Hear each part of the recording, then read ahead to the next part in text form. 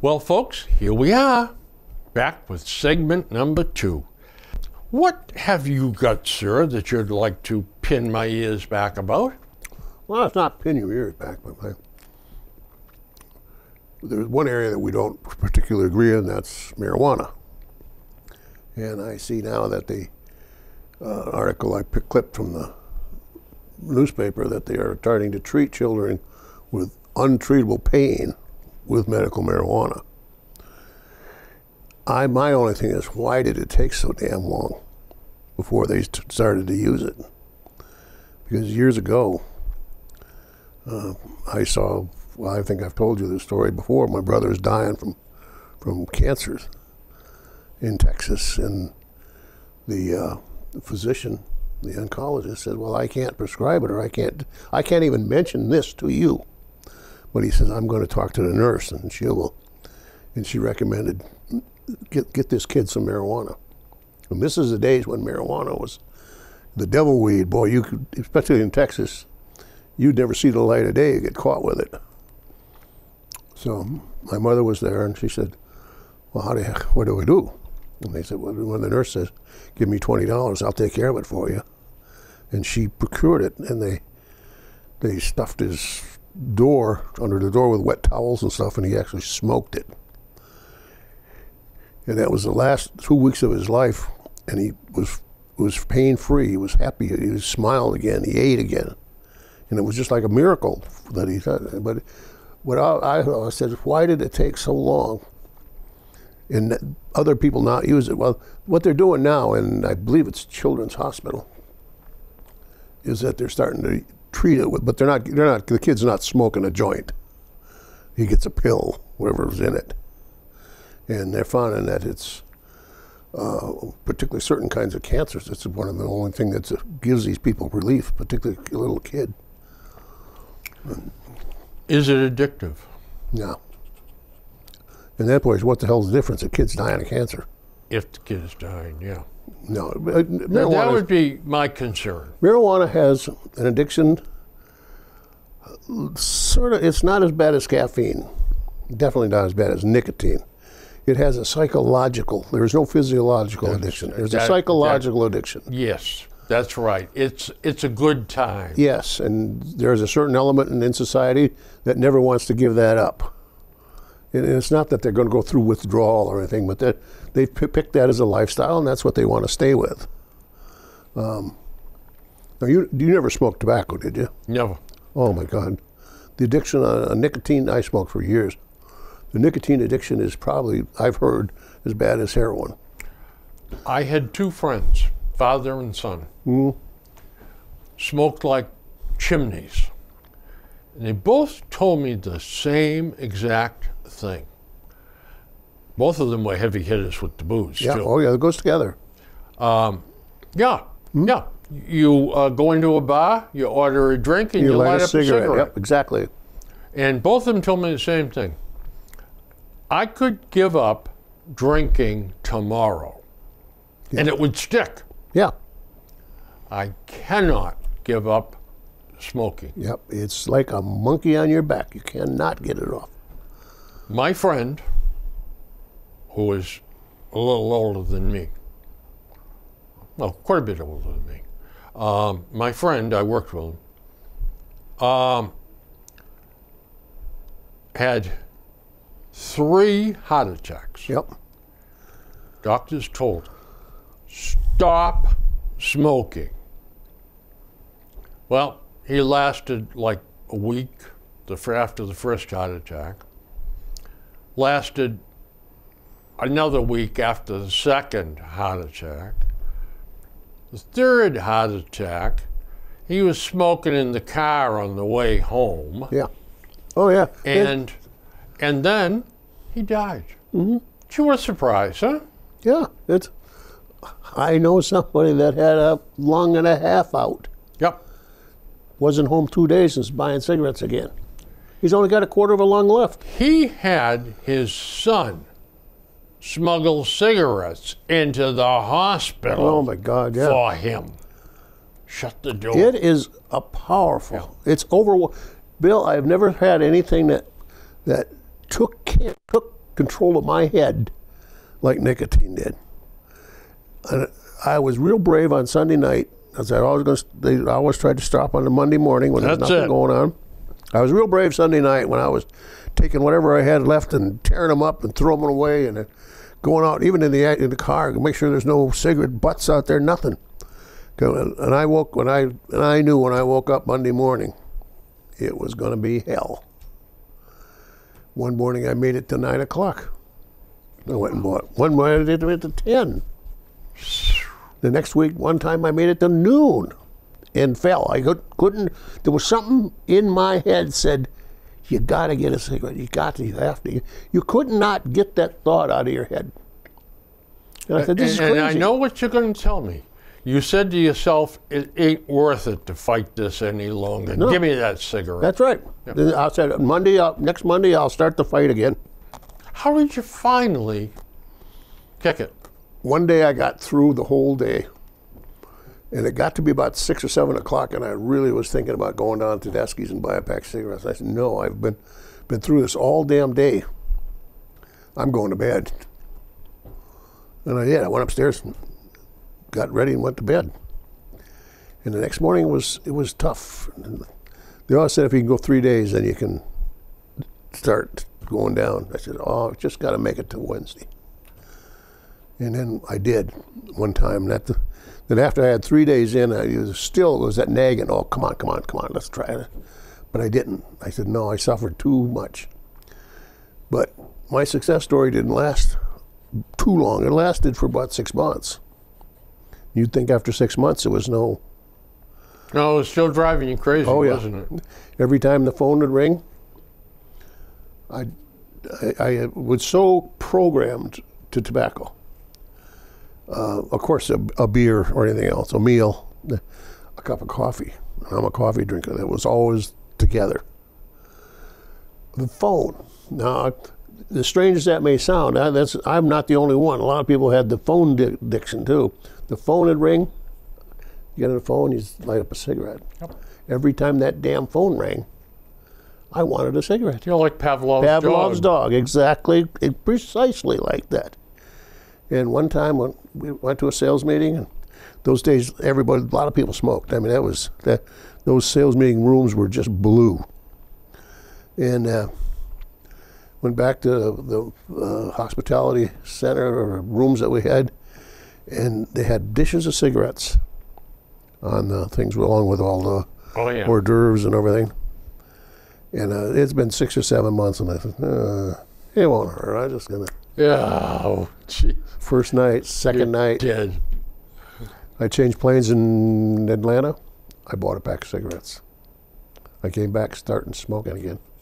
The second time it was even worse because I knew what the hell was coming. But I did the same thing over and over. And the second time I said, if I fall off this wagon again, somebody should shoot me. Or at least cut my hands off or do something. Because this is just plain stupid. And that second time I knew what I was going to have to go through, and I certainly wasn't going to do it the third time. Because I said, if I fail the second time, I might as well give up. Both those people that I told you about, father and son, yep. Both of them told me they'd wake up at night and have to have a cigarette. Yep. Before they could go back to sleep. First thing before my feet hit the floor on the side, I'd reach out, light a cigarette. It's powerful. And to some people it doesn't. It's not everybody that way. Yeah. Really?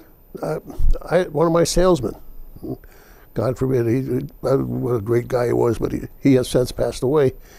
And he passed away, unfortunately, rather young. We could go out and he'd buy a pack of cigarettes. And he'd touch them again.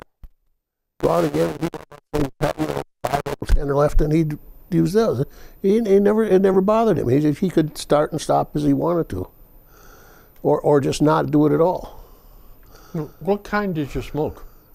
Me? Oh, I like menthol. Oh, menthol, okay. Yeah. And Salem's were the best, but they were so strong. you get one hell of a cough from them. Oh, lovely. Oh God, it was like having bronchitis. And then most of the menthols, I tried most of them. Towards the end, I only smoked the menthol. I see they're banned now. They can't get them. I don't know if it's just a state or federal. I don't know. I think it's federal. But menthol smokers are very fussy about what they wanted menthol ones. And believe it or not, there is some. I also said that I heard one time that the black communities preferred Newport, and then sure enough, I saw studies after that. And you watch when they would show billboards and ads and stuff from black communities. It was Newport, Newport, Newport, Newport. Newport were a mildly version. menthol. Yeah. Now the other cigarettes, Camels, Luckies, Pall Malls. Yeah. Were they all the same, or could you tell the difference? You could tell. You could tell the difference, but it's like a lot of things. You could tell the difference if you compared the two, but if it come out cold and said, "What is this?" You probably couldn't. Yeah. You couldn't tell if you had a Winston, a Marlboro, or whatever else there was in those days. Just a plain filtered cigarette. Raleigh's. Yeah, there was Raleigh's. It was Chesterfields were non-filtered. Chesterfields. Camels. Now some were coarse, harder. Pall Mall. The original, Pall Malls were one of the. They were larger. They were longer. Yeah. Now Camels, I think had the best for a non-filtered plain cigarette. It was Camel and Lucky Strikes. They were the shorter packed. Camels had a much better flavor, I thought. They weren't so hard. Lucky Strikes had a kind of a coarse, and some people liked that. I kind of liked the fact that they were kind of. I always liked the smell and the taste of tobacco. Most smokers do, and to this day, I don't find it repulsive. I like that smell. I like the smell of leather. What the hell else? I like the smell of bourbon. Yeah. I guess it's like Seagram 7 and Canadian Club. Exactly. You know the difference, differences, but you don't know what the hell they are. You couldn't tell. No. There was a Chesterfield, but those went away earlier. Yeah. Raleigh's went away. Raleigh's had a coupon on them. Raleigh's had coupons, that's right. And they would save them coupons, and I don't know whether they got a new lung or what the hell they got with it. But loaf of bread. Who knows? But now they're so expensive, I don't know how you can $10? $11? Like 20 cigarettes. You got to be insane to do that. Yeah. Oh, yeah. But the first time I ever noticed that, I didn't pay attention. I was on a Stop and Shop. I was at the service desk, and they sold cigarettes in the back. I looked up and I said, I think it was 8 something then. I said, how many do you get for one? One pack for $8 and something. You're crazy. I knew guys that would buy cigarettes from the Carolinas without the tax stamp. Virginia had no guys tax. used to drive down there with trucks and haul them up here. I mean, smuggling cigarettes. Yeah. I mean, a carton of cigarettes for $1. That's what we paid to just oversee. That's what we paid in Vietnam and through the commissaries. Yeah. $1 a carton. Yeah, but that's roughly what I paid in Germany for a carton. 10 cents a pack of Marlboros. Yeah, it was. I think it was 12 cents a pack or something. But anyway, I used to do that for the dispatcher at the motor pool. Schmidt. If you had if your base or your wherever you were, they had these clubs that they built themselves that had nothing to do with the military. They just got together, and if you wanted a pack of cigarettes, the guy just went behind the bar and just throw you one. There's no charge. Yeah. In fact, we had the ration tickets for them. But you could buy all the loose ones you wanted. Oh, yeah. And you know what? If I ran out of rations and one of the Germans wanted some cigarettes, I'd go up and buy the loose ones And it would probably be, rather than $1, it would probably be about $1.30. They were happy to pay it. I mean, they used to pay, oh gosh, 2 Mark 50 or something like that a pack for 12 German cigarettes. The only thing we couldn't get in Vietnam was Salem. They never got off the dock. Huh. The Vietnamese were crazy for Salem. So the black market took Everyone, over. every crate or whatever they came in, we got stolen right off the dock. I tell you, what a deal. Now listen, we got to get serious about one thing. And that is, and I hate to keep on coming back to this, but I think it's probably one of the most important things we face, and that's the Ukraine. I don't care for what's going on over there. Nobody does. No. What's happening is the Ukrainians are pushing the Russians out of positions, pushing them back. Well, the Russians are saying, you do that, I'll fix your butts. And they are bombing civilians and ruining towns and cities and taking it out on the population. Well, that's escalating things. Now, the Ukrainians want more sophisticated weaponry from us. Where does it stop? If we give them more sophisticated weaponry, are the Russians going to start using cruise missiles? They are now, but they don't. Well, with possible nuclear warheads? Tactical nuclear is the big turning point there. Because when you corner a rat, he strikes out at you. This rat is cornered. By the way, some statistics in here. We've got the global financial system has $300 billion of central bank reserves frozen of Russia's. They got all kinds of parts shortages. They can't pay for the parts for their automobiles. They're shutting down auto lines.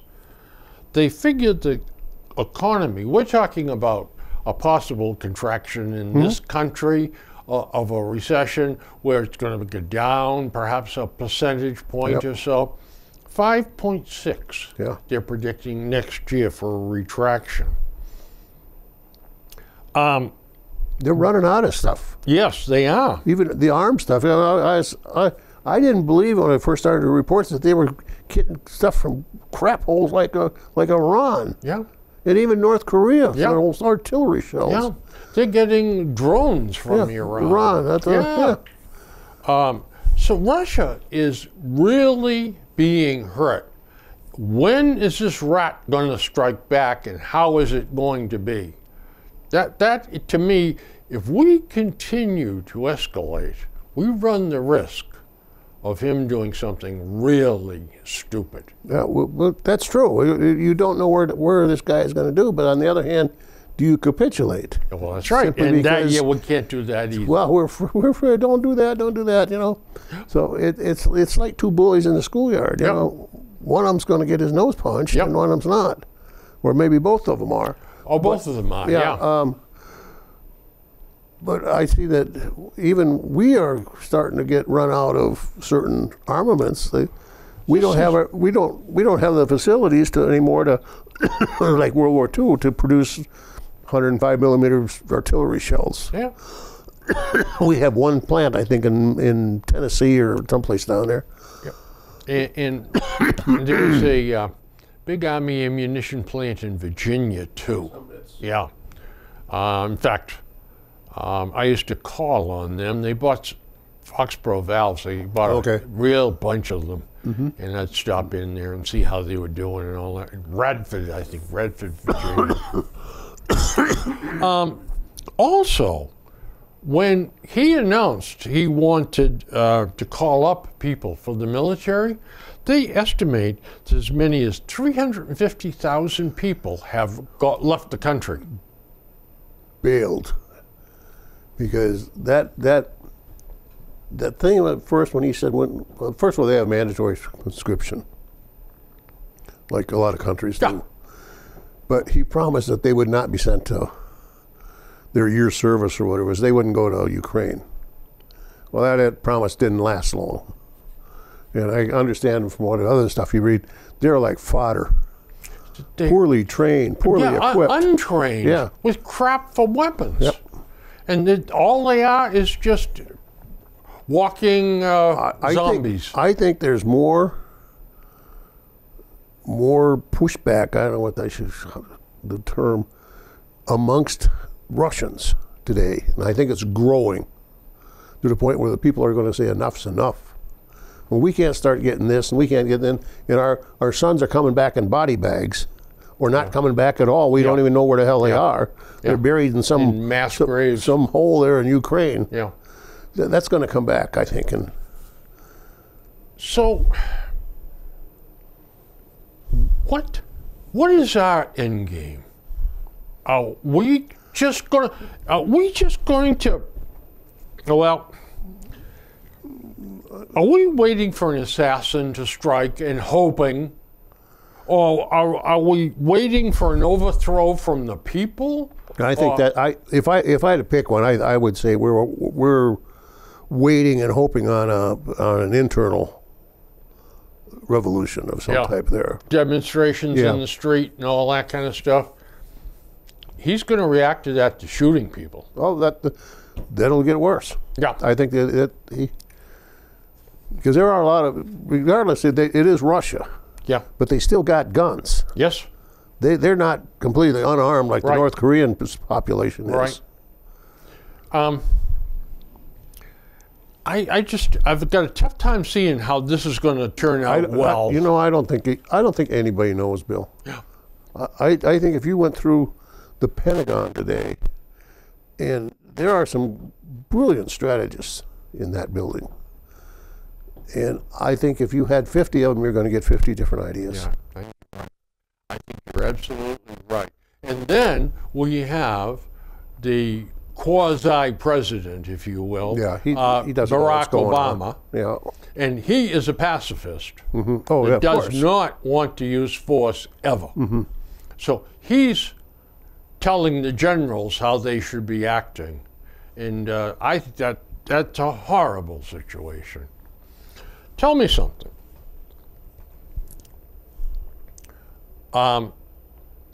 So, do you ever foresee us drafting people? We can't seem to get people to join the military. We get shortages, men shortage in all the branches. Mm-hmm. I suppose we could raise the pay some more, but are the right people going to join to get the enhanced pay, or is it just the layabouts who are going to say, well, I'm tired of laying about, they're finally paying decent money? Well, I think a raise in salary as such, or a raise in pay, would have a certain percentage of increase, but not the, it won't fill the gap. Yeah, it won't fill the gap, right. And I think that it may come to a point where we do need a conscription. But on the other hand, again, now this is like saying, yeah, but the warfare today is less and less personnel involved. Yes. It's become much more sophisticated. Machines are doing it more and more and more. And who you and I sitting here 20 years ago, somebody said, well, a drone. Drone? What the hell is that? That's a bee. Yeah, a worker bee. A worker bee. What the hell are you talking about, a drone? Yeah. Now if you say drone, everybody knows what you're talking about. Absolutely. Absolutely. So, I can see us drafting people. I can. I can too, at a certain point. And I think we probably need to do it. We will not be able to, well, I shouldn't say that. We will be able to, if we draft, out of the population as a whole, you're going to get X number of educated, X number of semi-educated, and X number of dummies on either, Yeah, sure. either end. But even the non-skilled can release somebody that does have a skill to develop that skill. Yeah. Yeah. There's no reason for an MIT graduate to be working in a mess hall. Hell no. And that's the Army used to screw Do up that all like the time. Yeah. Yeah. We'll make him a cook. Yeah. Yeah. So let me ask you this one. Do we draft women also? Yes. Absolutely. Absolutely. Yep. I don't think they'd have it any other way. No, I don't think I shouldn't say women's movement, but the women in general. I don't think they would accept that anymore today. I think someone will complain if they do get drafted and find out that it's not a Tea Party. That's right. Then they're going to be whining about that, but that's too bad. That's too bad. That's right. I mean, and there's going to be a lot of them too are not physically fit. They're not going to be able to pass a physical. Yeah, you're right.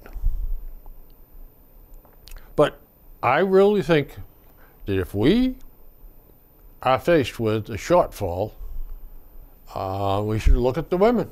Yep. Draft them and put them in there. If we're going to draft men, draft women also. Mm-hmm.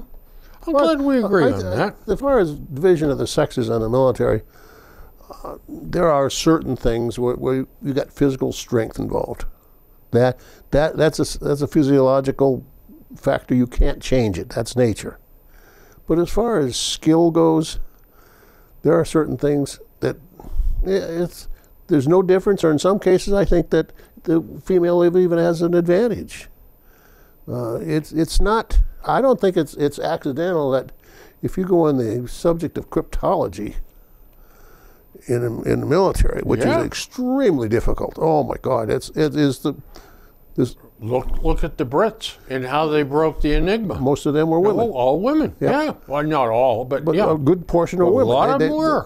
It's a certain logic that you have to use, and it seems to be a little bit better on the women's side. Problem solving. Yeah. I'll be messing around with something or doing something, or my wife will say, "What's wrong?" And I'll blah blah blah.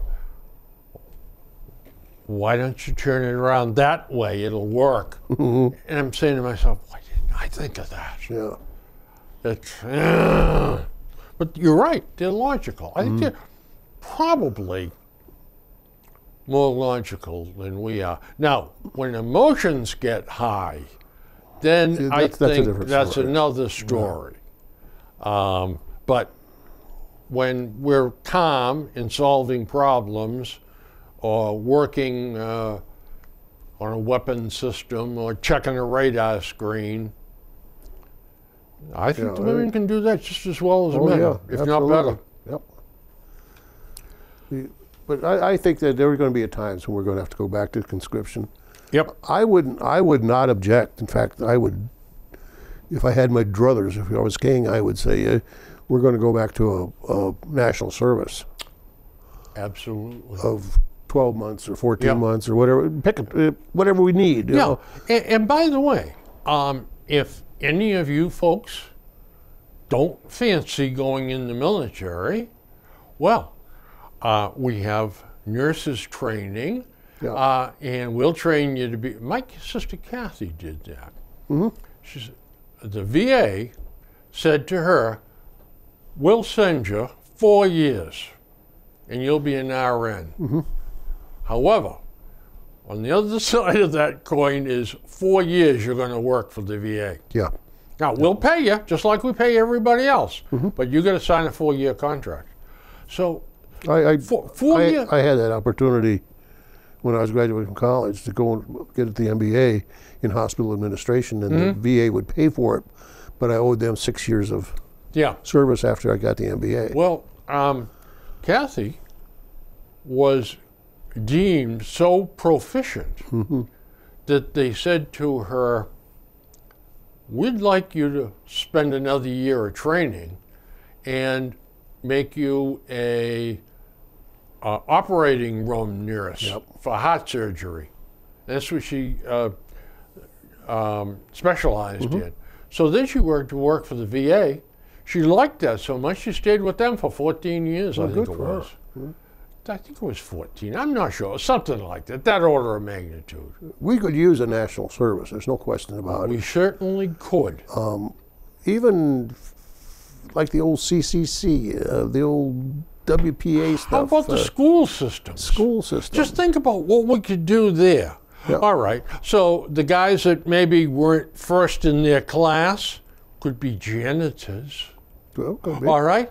You could hire some of the smarter ones, the better physical condition, to be security for Well, there's schools. a myriad of, Yeah. of things that we could take that labor and that service. And teachers are constantly saying, I got too many of these rugrats in my room. That's right. So teachers helper. Yep. I mean, come on, there's jeepers, creepers, there's so many things we could do with a national program. And there are quite a few countries. I know Switzerland's one of them. I'm not sure of some of the others, but Sweden, Sweden, yeah, okay, Yep. yep. You're right, Sweden is one. Yep. And Switzerland is quite involved. It goes for a long time, right Yeah. up to you're 40 years old or something. I'm thinking. well, in Sweden, you are called up for, don't hold me to this, but somewhere around 18 months. And you're discharged with your rifle.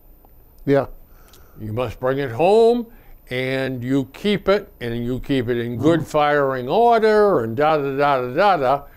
And you do that Yep. until, yeah, you're right, Yeah, until age 40 or age 45. I'm not even saying for the military. I'm saying just for national service. Yeah.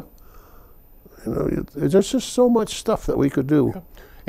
But you know what? So now you say to yourself, all right, what's the problem then? Well, Can you unions imagine- don't want it. Who?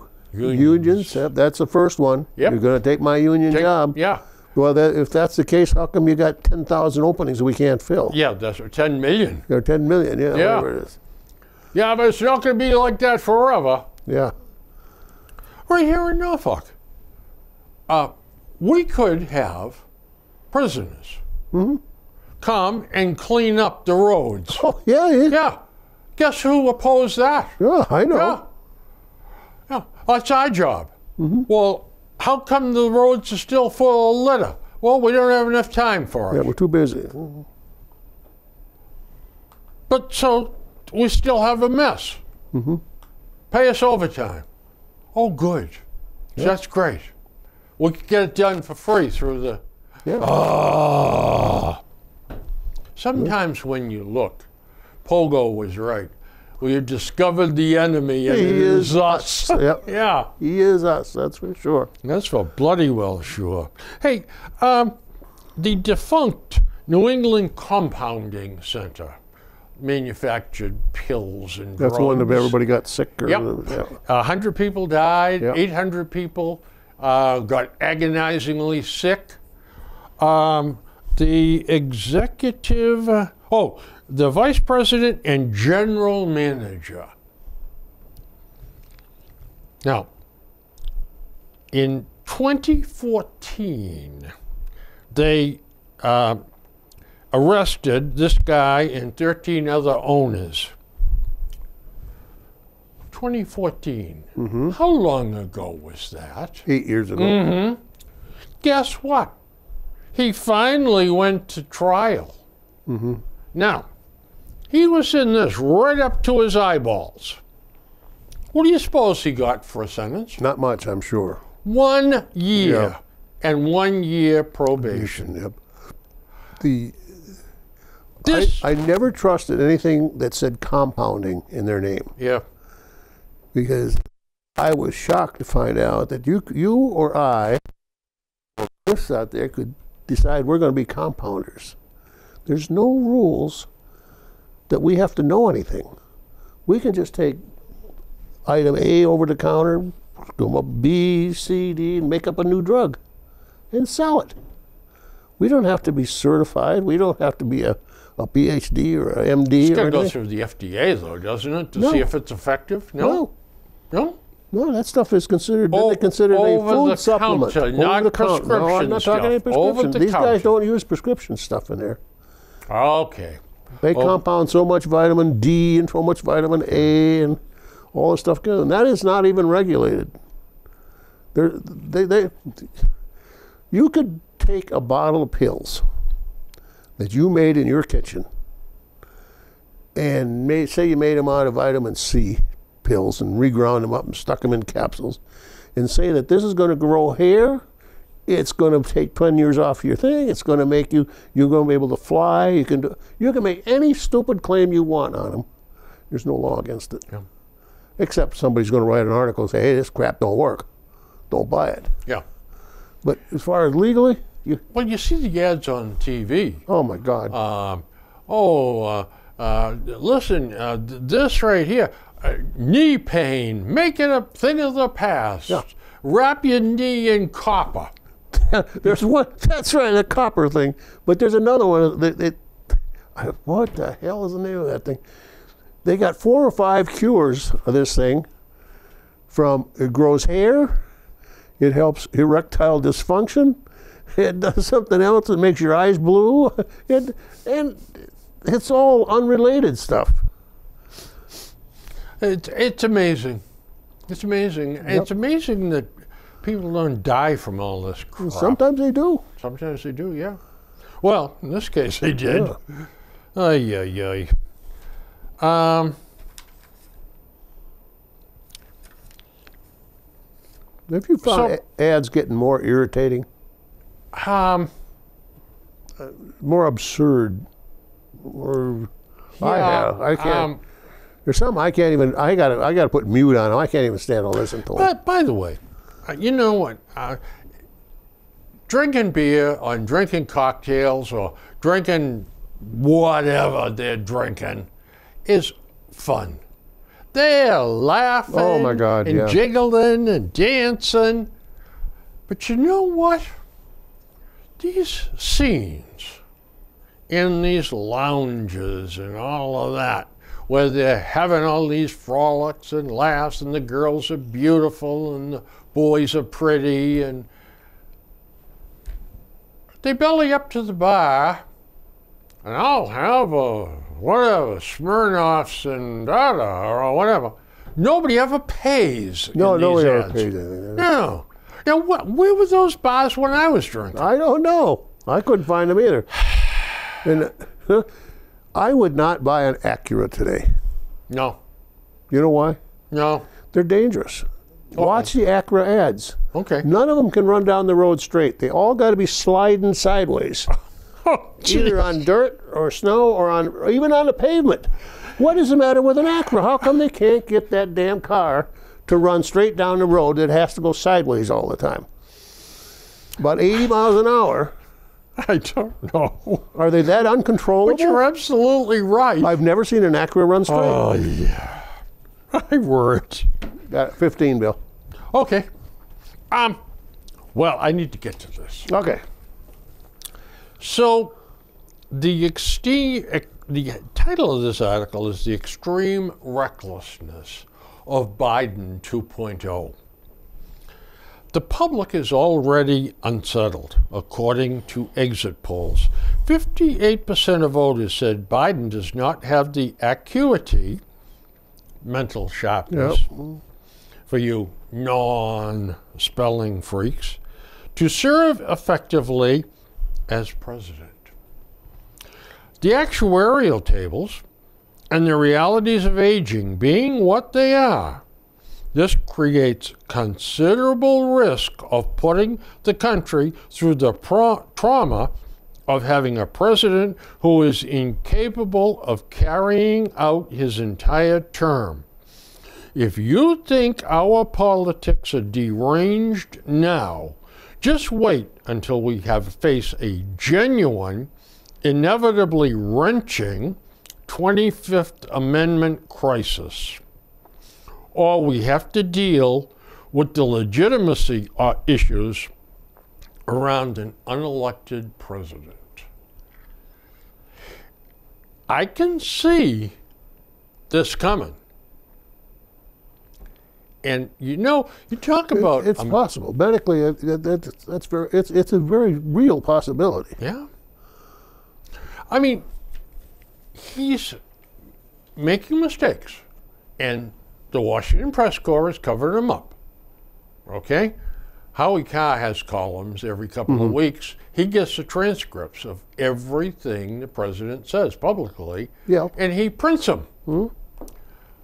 So, obviously, let's give him the benefit of the doubt.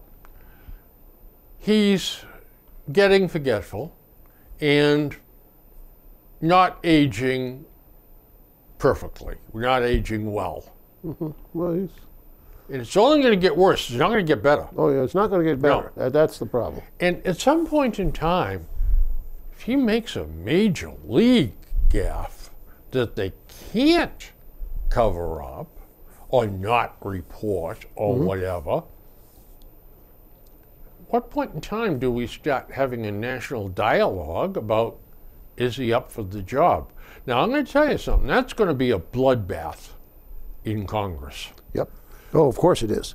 Not only the president aside, why do we not put an upper age restriction? We have a minimum age restriction, 35. You can't go 32, 33, no matter how much of a whiz kid you are, you're not eligible to run for president.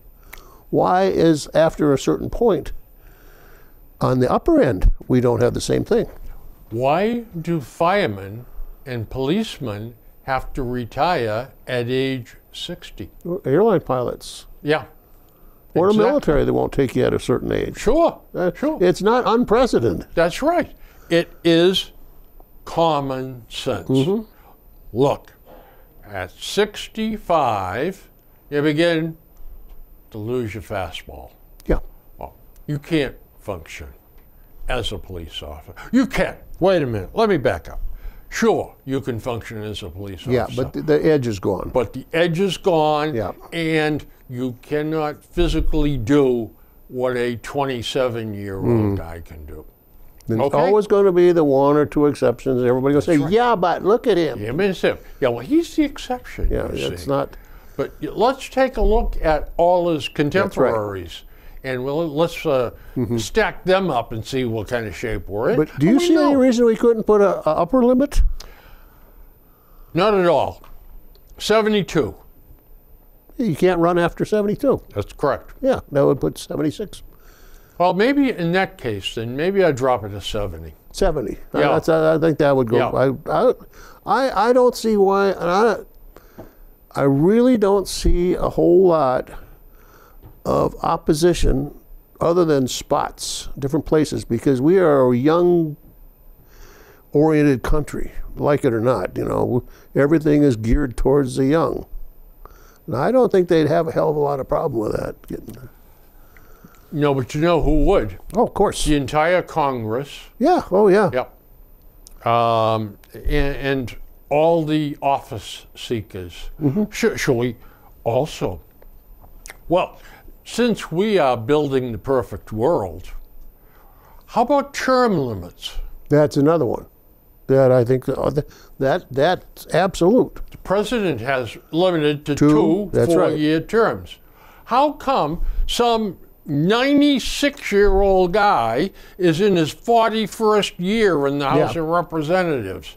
And because of the seniority system, he's the chairman Yeah, of a that's couple right. of committees. And he's not about as functional as a House plan. The Senate is 6 years. So 2 of them, that's 12. That's enough for anybody. Out the give door. the House 10 or maybe 8 or 10 or give them the 12, looks like the Senate's got, and then out the door you go. Yep. And if you happen to be, let's say we set it at 70. If you happen to be running at age 65, well, guess what? You can squeeze in there. But if you're running at age 68, you're limited to one turn because your term is run up against that's the correct. Yeah. It's all doable. I don't. It is, but it's not because those guys down there Well, you got run for office, and this again. I've said this before. I'll say it again. 3 reasons: yep, power, 10. Power, Yep. money, Yep. sex. Yep. Those are the 3 driving forces, and that's why they run. Mm-hmm. You think you're going to give that up? Well, that third one, or some of them gave it up a few years ago already, Okay. just by age. In the younger ones. Yeah, I know. I'm. Yep, I know. But the old goats are still kind of randy, some of them too. Yeah, well, But it makes sense. yeah. So it won't happen. But the problem is that there's certain rule makers. They're the ones. They make the rules to fit them. Yeah. They are the ones that have to pass the legislation Yep, that's right. to obsolete themselves. That's right. Yeah. Oh, I haven't, just one term? Gee, I haven't made enough money yet. Yeah. The Maine Supreme Court has upheld the lease for the $1 billion power line project to bring hydroelectric power down from Canada. What's I didn't see that, but what is the bottom line on that? What means? What it means is that, and I'm very familiar with exactly where this power line is going to go. Okay. My brother-in-law has a summer camp on Moxie Pond, Okay. and in This is bringing the hydropower out of Quebec. from Quebec Oh, okay. on down and going into the main system, the main power grid, and then coming down to Massachusetts. Okay. This is a great idea. It is pollution-free. All right, you're going to build Yeah. stanchions, towers. Yeah. Okay, but you know, we're only talking where they're going through in West Forks, Maine, where Ricky's place is. You're talking about 32 acres. The argument is, but we get 11 straight miles of pure woods, virgin woods. Oh, we log it, but and the cutout. scar the Yeah. and this is a fallacy in their argument is because they log it and they scar the landscape something fierce. This they're talking about a certain width and a certain length, Right. Right. I understand. and they're going to put towers in. Yeah. Well, they'll allow scrub to come up underneath. The animals will filter back in again. The deer will come in and browse, Yeah. and everything will be hunky-dory again. I mean, the guys up there hunt under the high tensions. 5. Yep. Yeah, that's right. yeah. Because it actually does draw grazers Yep, it does. because the sunlight gets in there and vegetation grows. But the folks in Maine, they're tough. Yeah. Yeah. I want things the way they are. And you know what it is, Dwayne? It's the argument about the camel. You can't let him get his nose under the edge of the tent. That's right. And that's what they're afraid of, is not this project, what comes next. But you can't live forever with that because nothing would happen and things are just going to go downhill from there on. Yep. And Quebec has hydroelectric power excess. coming out their eyes. They're not using it. That's right. I mean, this makes so much sense. Well, they're going to, Maine is, the Supreme Court of Maine overruled the Maine legislature. And Which said they can build it? yeah, Okay, and that's the right. They're saying that there was a initiative petition up in Maine. Do we want to do this? And the voters said no. Yeah, by of course they're a going to say very, no. very thin margin. Supreme Court said you don't have the right to do that. So now it'll still end up in court probably. Well, If this may, If let's just say they said you could stop it, that would mean a state could stop any kind of interstate or interstate project. the turnpike systems, Exactly. yeah, don't want I it don't coming want it through coming my out of my state. state. Nope. Nope, don't want that. Yeah, the precedent there is just, it's unreal. It is. It is. State of Maine is a tough people. Nice people, but they're tough. So I don't think we have time to get into this, but boy, oh boy, What do you got? Let's just- Mayor Wu has managed to get a tiger by the tail. I think that the methadone mild is much better now than it was. And they're saying, what are you talking about? You Yeah. got more people in the streets, you got drug trafficking and all that, and now you people are giving them glass pipes, you're giving them safe ways to inhale this crap and everything. Yes, we are. And that's a good thing, because them shooting up like this is a dangerous thing. They could get an infection, and it's awfully easy to get an overload there and kill yourself. So by us giving them implements for them to continue their drug habit, see, we're making it better for them. It's safer for them. Yeah. Yeah, but are we breaking the habit? No. No. No. We're enhancing it. We're not addressing the problem. That's right. Exactly. We're just mitigating some of the Yeah. consequences. That's all. She's trying to walk away from this like, I've solved it. Yep. Yeah. We give them all the implements they want to shoot up. But they're still shooting up with stuff that could well have fentanyl in it. Yeah, but you're gonna have to bite the bullet on this and get tough, because they didn't. Those people on that street did not make the heroin. They did not make the fentanyl. They don't know how to make it. They bought it from somebody else who bought it from somebody else. That's where the pipeline should be cut. Exactly. Yep. At the dealer level. Or above. And above. Yes. yeah. A wholesaler, all that, all And the way up. say what you want, it was crude. It was probably not right in a certain aspect, but Philippines, caught dealing drugs, it's goodbye. Yep. Oh, there's more than one country like that. Yep.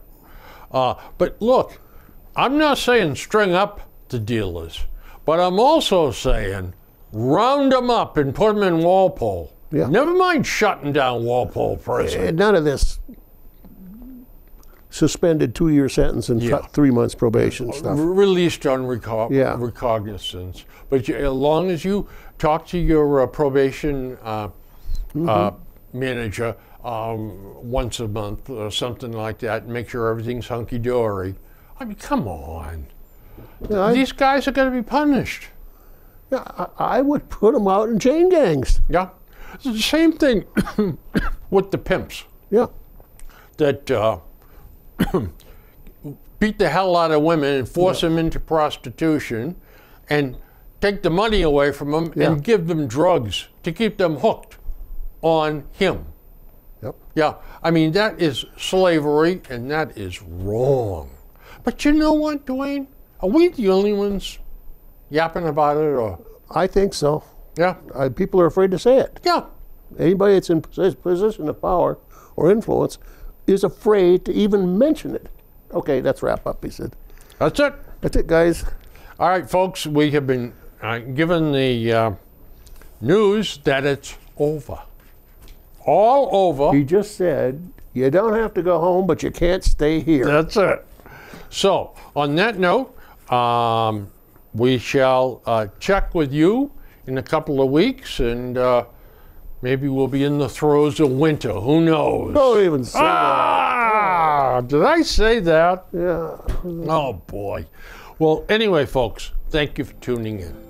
We'll see you next time. Be safe.